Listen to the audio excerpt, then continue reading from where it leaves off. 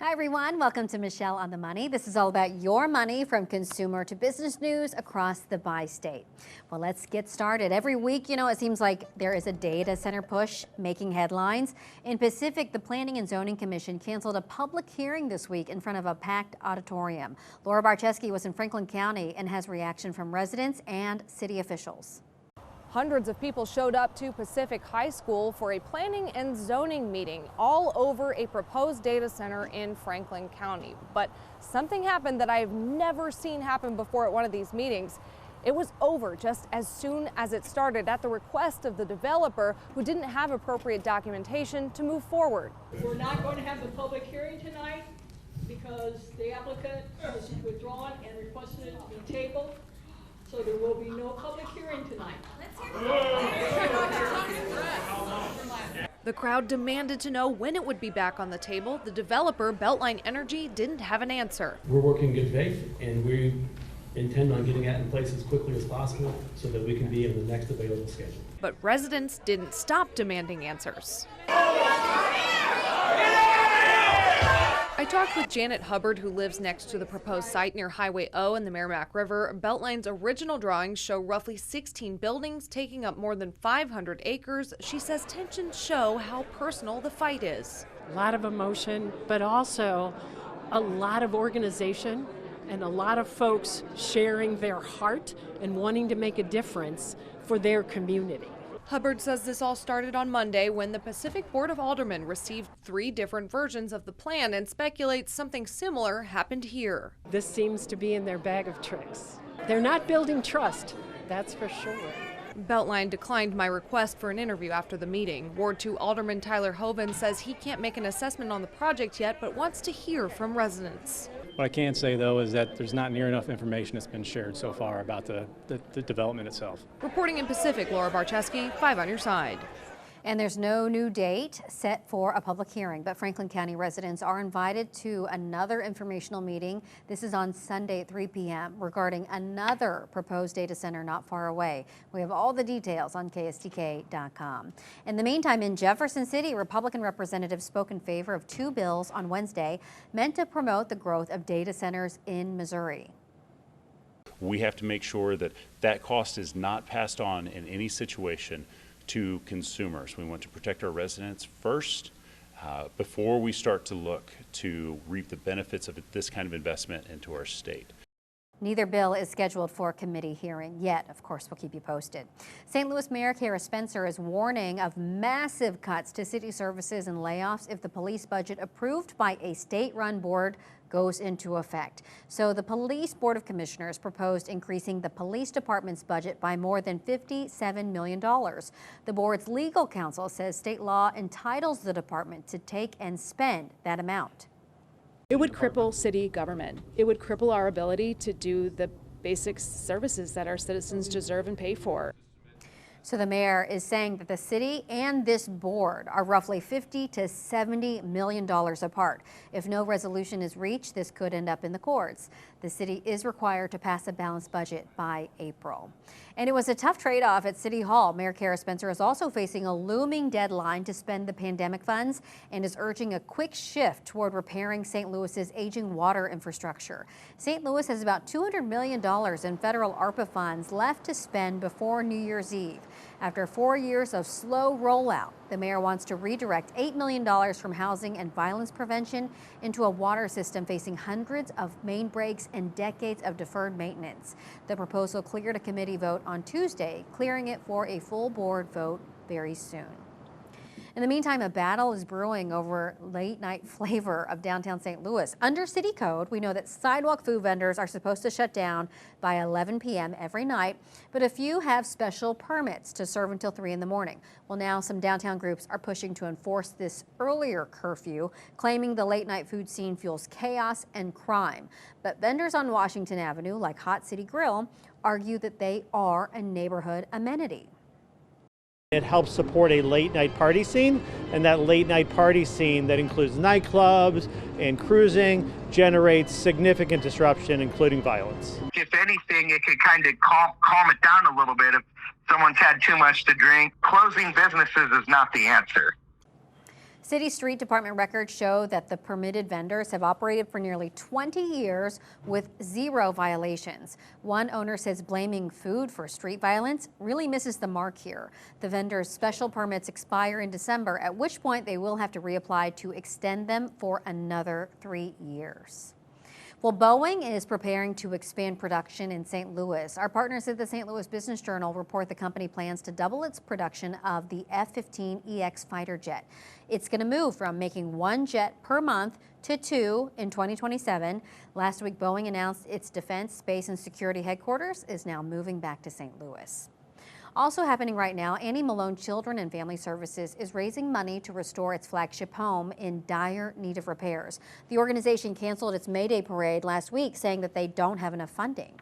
Organizers say their more than 100-year-old building was damaged by the May 16th tornado and a water pipe break during the deep freeze. I know that everybody was heartbroken that we're not having a parade, but we're having an amazing festival this year, and it's just responsible leadership. We're not shrinking in time of challenge. What we're doing is we're being smart for sustainability, because we want Annie Malone Children and Family Service for another 138 years. For more information on how you can help, you can go to the As Seen on TV section of KSDK.com.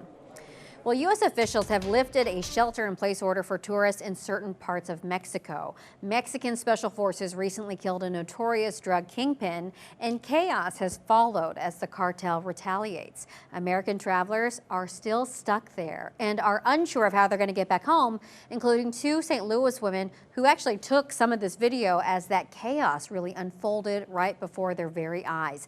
Karen Wilson and Pauletta Goldsby were on a cruise excursion in Puerto Vallarta when they heard a loud boom. They later learned it was part of violence erupting after the killing of the cartel leader. Well, these 2 moms say that they are still looking for flights home, and they're worried they may not make it back to St. Louis by the weekend. It was a really loud explosion. Boom. But so then, once after we heard, everybody that was up there, we ducking. I'm worried now. So I'm worried about the unknown. We don't need nobody's money. We don't need nothing. We just want to get back home to our babies. We're not asking nobody for anything. We just want to get back home to our babies. You can really feel it from them, right? Well, the government says transportation is getting back to normal, but travel experts warn that you could still see some travel snags. There's 4 different levels, and one being pretty much it's number 1. Level 1 is safe to go. Number 2 is just taking the necessary precautions. 3 is have a little more concerning, and 4 is don't go. It is at a level 2. You don't think people should cancel or reschedule at this point?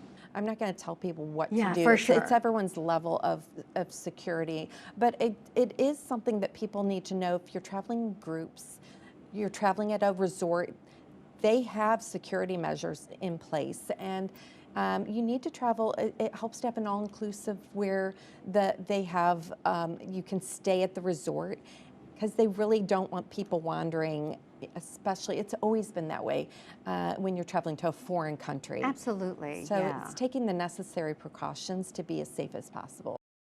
Of course, be safe as possible. So let's take a look from Lambert St. Louis International Airport. A lot of people might have already booked a trip to Mexico for spring break. By the way, if you are ready to book that spring break trip, your ticket may be a little lower, but be ready to pay for more airline fees. Airlines will introduce a lower base price and then charge for all of these extras. This phenomenon is called unbundling. So to see how those extras stack up, let's take a look. NerdWallet analyzed add-on fees for 2 common fee categories, baggage and seat selection, across the 6 largest U.S. airlines. And take a look there. JetBlue, United, Southwest, American, and Alaska all ranked in the top 5 for fees. On the lower end of the spectrum is Delta, with average add-on costs of $105. So you might be asking, how can you cut down on those fees? One option is signing up for an airline-branded credit card, which can offer some perks. And if you are loyal to a certain airline, it may be worth signing up for their credit card to avoid certain fees. All right, now let's take a live look at the Missouri State Capitol in Jefferson City. This is where lawmakers are discussing legislation to prevent sudden property tax spikes. Lawmakers say this bill would not dramatically increase or decrease personal property taxes, but if passed, it will slow the growth and be treated like some of our other taxes. Laura Barcheski is breaking down this legislation. Representative Mike McGurl says for the last 3 years he's been working on legislation that would put limits on your personal property tax for things like your car. It won't eliminate it, or it really won't reduce it, because valuations go up. With new vehicles coming on or later model used vehicles coming on the tax books, it's going to just slow the growth. There'll still be increases, but it won't be as severe. During the pandemic, we saw a huge increase in personal property tax values, particularly for cars and trucks when production stopped and demand was high, driving up values. If tariffs, caused the price of vehicles all of a sudden to go up dramatically, not out of the realm of possibility, this would help provide some protection, some consumer protection on that. Representative Kemp Strickler says under this measure, personal property tax would be treated like real estate taxes through the Consumer Price Index and the Hancock Amendment. The intent of Hancock Amendment, I believe, is to manage the growth of our taxes and make sure we're not overtaxed, and yet allow for districts to allow them to have growth because of inflation. Other representatives like Kathy Steinhoff were concerned it still might take tax money away from services. This is not going to be a significant cut to those entities, but it still represents the bigger picture of making sure that we have an opportunity for those servicing districts to be able to provide the needs that their citizens have come to expect. Laura Barcheski, 5 on your side. The measure has been sent over to the Senate, where the bill's sponsor says he believes it does have a good chance of passing before spring break, given the governor's push to reduce taxes. All right, check your freezers. The USDA is recalling more than 3 million pounds of frozen chicken fried rice that may contain glass. And those meals were packaged by Ajinomoto Foods and sold at Trader Joe's as Trader Joe's chicken fried rice in stores all across the U.S. They came in 20-ounce frozen packages with best by dates between September 8th and November 17th. The USDA's Food Safety Inspection Service says it received 4 complaints from customers who said they found glass in their food. So if you have this in your freezer, throw it away or return it to the store. By the way, St. Louis has 4 Trader Joe's in the metro area.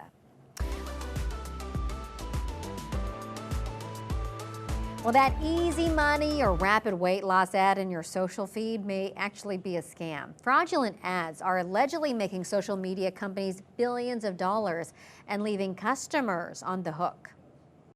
Thomas in Utah had his credit card information stolen after buying but never receiving a product advertised on Instagram.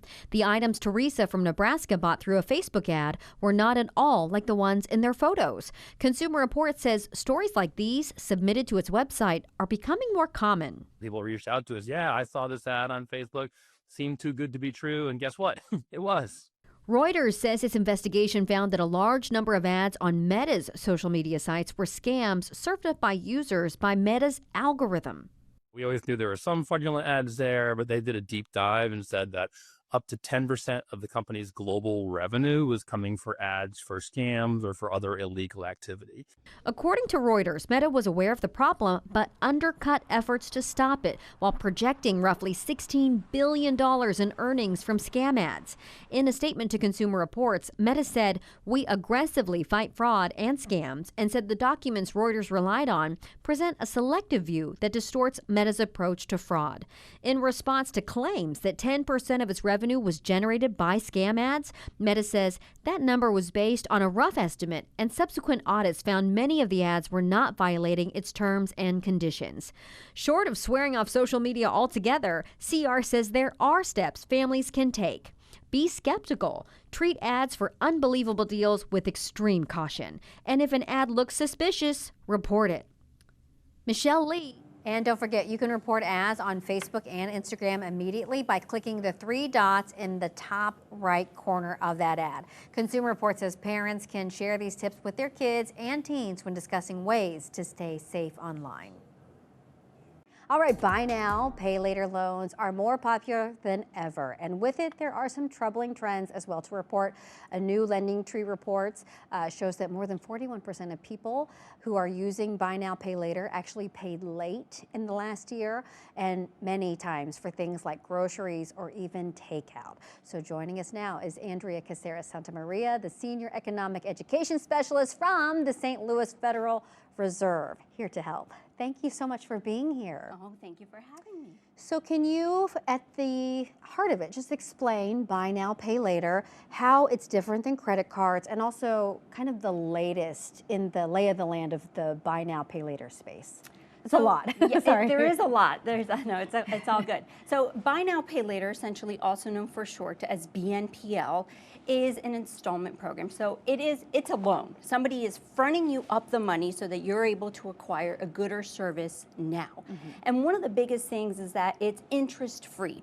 So when you go to the checkout to check out online for anything, you're going to have all the payment options. And now they have, would you like to pay this in easy installment payments of $20, $40? So for example, if something is $200, or let's say $100, right? Paid off in installment payments of $25. It frames it a little different. Instead of your card saying $100 due now, it'll sign you up for an installment plan of just $25. So it makes it feel more affordable at that particular time. Okay, and then are there people out there, it seems like, I don't know if there's data out there that shows that more people are actually using it for essential items. I mean, the grocery thing is really stunning to me. Yes, and it is. And over time, like back in 2015, it showed up here and there, but now it started showing up in more and more places. And yes, particularly for everyday essentials as well, such as groceries. And that's just happened again over the years. And what it does is that it makes these particular needs more accessible to certain people. So usually they would target people that were in like the lower credit rating or were hesitant to use credit at all, credit cards. But now this is a financial product that allows them to get the things that they need. So yeah, careful with that. I mean, I remember being a little kid and going to Walmart and going to the layaway, you know, with my mom. And so we would get like so many school clothes or whatever. And now it's just instant gratification. So it's a little different, obviously different, you know, but it feels kind of similar. And some of those essential items. But what are the biggest risks? I mean, you did kind of mention some of them, but what are the big risks? The biggest risk is that some people, because the payment seems so small up front, what you're spending seems really small up front, people are taking on more than one. So they're losing track. So what's called stacking. So they'll go on and they'll purchase a pair of shoes, get into that payment. They say, oh, I'll buy the groceries, get into that payment. And what you're doing is you're committing income that you have not even earned yet. But because it is a small amount, you're like, I'll make $40 next month, I'll make $12 next month. And so you're just stacking them. So you're taking out 5 at a time and you lose track. Yeah, of course. Of course, that makes sense. When you're looking at plans, are there any plans that might be better than others? Or are they all basically the same? They're all essentially the same. What's expanded is what it is that these buy now, pay later products are being set up for. So like cosmetic surgery, dentistry, like you mentioned, groceries. There's companies that are now molding to different goods and services. So it's just being offered more and more. Okay, that's fascinating for like dental services or or some sort of cosmetic things. Oh yes, lip fillers. Not that I've used it myself, but for anything like that, like lip fillers, dentistry work, and all of that. Yeah, they're starting to construction, remodel your home. Easy installment payments. So it's getting into a number of industries. Does it impact your credit score? Because there was some debate on if it did or if it did not. So essentially when you apply, there is a very soft pull on your credit that has a really low bar compared to like credit cards. So it's a very low bar that you have to meet in order to be approved. But essentially it doesn't really hit your credit unless you're paying late. Okay. So once you start paying late, they've actually, and that's fairly recent, that they've started to say, you know what, if you're paying late, we're going to start reporting to credit reports. Or if you're not paying at all, you're missing payments, that as well, they're going to start. If not already, some may already have started reporting to your credit. Okay, well, you would hope that it would be on the flip side then. Hey, you paid it on time, that we would give you some credit for that. But interesting. Right, yeah. Okay. Do you have any thoughts? I mean, I think a lot of people will say, hey, really be careful using this or don't use it at all. But do you think there's ever a situation where buy now, pay later can work well? There are many alternative lending products out there that can be very, very expensive. Out of all of them, this is the least expensive because, again, it is interest-free. And so it's hard to say. It has to be what's right for you in your current situation.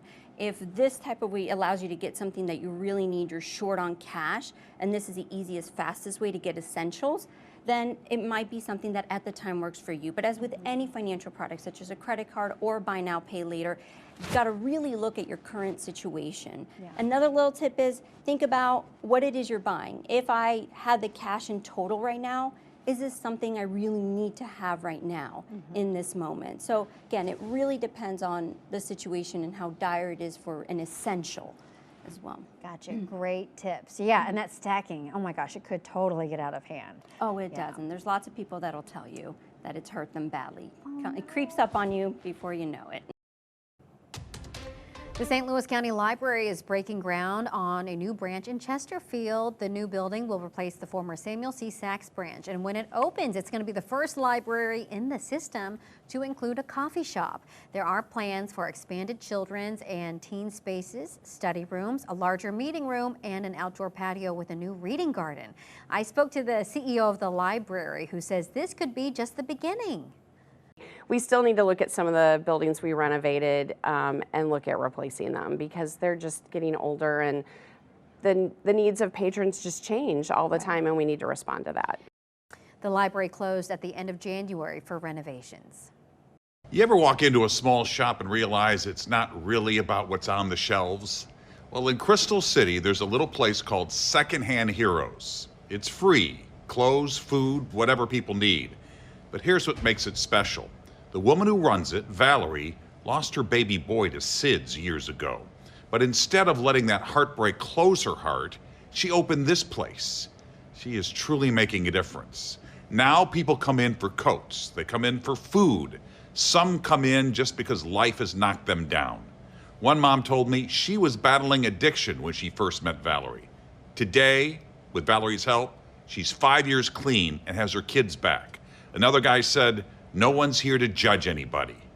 And maybe that's the point. Sometimes the most powerful thing you can give someone isn't clothes, it's dignity. And in this little shop in Crystal City, that's always in stock. A subdivision divide in St. Charles County. The county council is approving plans to construct hundreds of new homes. The proposed trailside farms would be built off Highway N across from Wentzville South Middle School. The zoning was actually approved back in 2010. Now the council approved the final plan last night, allowing for a community improvement district for the area. Residents are still very concerned about traffic and overcrowding. The density is still very high. They are not listening to the constituents and the residents who want the infrastructure completed before they start building a subdivision where there's already 3 of them up the road that aren't even half finished yet. The proposed Trailside Farm subdivision would go in between St. Gianna Catholic Church and Emmanuel Lutheran Church. The council says even though the original approval was many years ago, legal teams say it still holds. And Councilman Joe Brazil says that he doesn't really like the plan, but their hands are also tied. We don't have much of a choice here with our annexation laws. If we don't approve it, then O'Fallon or Wentzville will annex it in and then keep growing and spreading down urbanization down towards New Mally. So I think we're kind of in a bad spot on this one. One of the council members says the development will likely take about 5 to 8 years to be fully completed and could start construction this spring. The council is hoping that some work on Highway N can be completed before it is finished. All right, a new sports theme bar and restaurant is coming to City Foundry. Niche Food Group is closing Expat Barbecue next month and replacing it with a new concept called Brickline Brew House. Beastcraft Barbecue will take over the kitchen, which will include a walk-up window, while Niche manages the bar and entertainment. Expat Barbecue closes March 11th for those renovations, and a reopening date has not been announced yet. And then finally, Ted Drewes is joining the centennial celebration of Route 66, the road that it has called home for 85 years. The frozen custard stand on Chippewa, which is part of the historic Route 66, is unveiling the old-fashioned Route 66 sundae. The vanilla custard is topped with butterscotch, chocolate, whipped cream, and an old-fashioned donut from Donut Drive-In. It is only available through March 15th. Sounds so decadent. All right, that's going to do it for us. Thanks so much for watching Michelle on the Money. For more money stories like these, be sure to join me every day on Today in St. Louis starting at 4:30. We're going to see you again next weekend right here on the 5+ app.